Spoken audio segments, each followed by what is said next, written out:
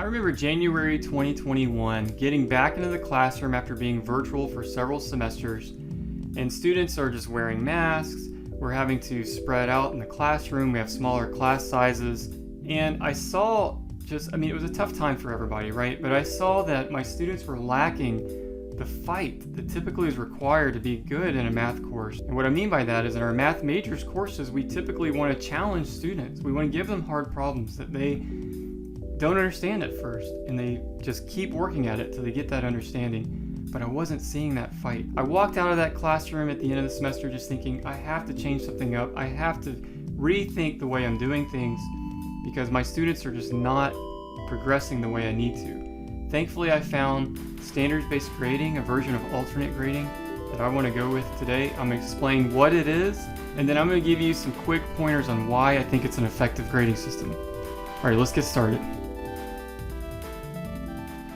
So what is alternate grading?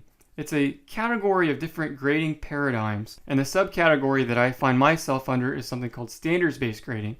Now this video series is going to go through the details of exactly how I set up my course for standards-based grading, including targets, which I'll cover pretty soon, evaluations, syllabi, grade books, how to update things in the LMS, etc. And my motivation for making this video series is just to help new people get started with standard-based grading. And also, of course, it's not a perfect system. I will accept any advice that's out there. So with standard-based grading, we have a list of competencies. The idea is if a student can understand these competencies by the end of the semester, then they understand what I want them to understand in the course. There's two key components to that. One is that there's no partial credit, but the second part is that they can retake assessments to show competency in those targets throughout the semester. So there's several reasons I like standards-based grading. One of them is I mentioned already students just kind of floundering after our COVID session. And it dawned on me that I would like past failures to motivate future successes, but most of the time it doesn't. They're not motivated to go back and learn material that they already failed. And so I feel like standards-based grading clarifies exactly what they haven't understood, and it gives them a motivation to go back and learn it. And I have seen students buy into that, which is fantastic. Another story for you. I had a student who was clearly copying his homework from some sort of source because there was no understanding exhibited on the test or any other assignment. He wasn't really participating in class. When I called him out on it, he did say, yes, I am copying my stuff online because I don't understand the material. I need the grade in this course. And the only way that I stand a chance of passing is if I have a perfect homework grade that will kind of balloon up everything else in the course. And that really obviously rubbed me the wrong way, but it pointed out a couple of deep flaws in a traditional grading system. So we're keeping track. This is point number 2, is that my goal as a professor is to teach. Their goal as a student is to get the grade, and those don't always reflect the same thing.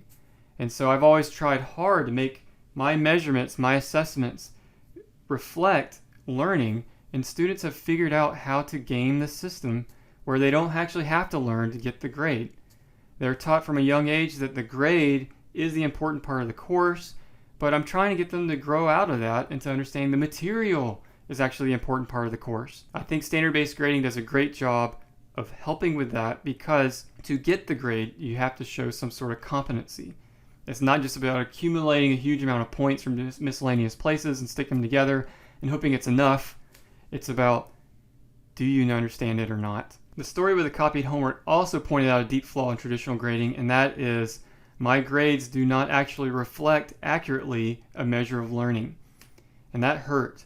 So I think standard-based grading does a good job of this too, though. Again, for the same reason. You have to have competency to progress. All right, a third story to point out my fourth point of why I really think standard-based grading helps is that I love my job, but I hate grading. I hate it. I hate having a stack of tests and trying to ticky-tack on, hey, this student didn't distribute a negative. How many points did that take off for that? How many points did it take off for the other guy? Am I being biased towards one student or the other? Am I in a good mood? Does that affect my grading versus if I'm in a bad mood? I mean, all these things that I feel like, my grades should be objective, but they're actually not. There's so much involved in it. And so I feel like standards-based grading, because it's no partial credit, it's either they got it right or they didn't, eliminates some of that. We'll never get all subjectivity out of the way, but I feel like this goes a good way of helping eliminate that. And so my fourth point is that I lost confidence in a traditional setting that my grades were objective. And so at the end of the semester, if I have a student with a 79, am I so confident in my ability to grade that I can award that student of a 79 a C versus a B? I'm not that confident. And I feel like standard-based grading helps eliminate some of that pressure. So this is a bit of the why. I gave you a little bit of what. Now in the next few videos, I'm going to give you some of the how.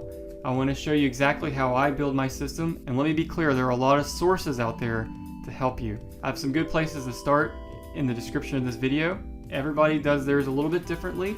So I'm open to ideas, but I hope it's helpful. I hope to see you there. Take care.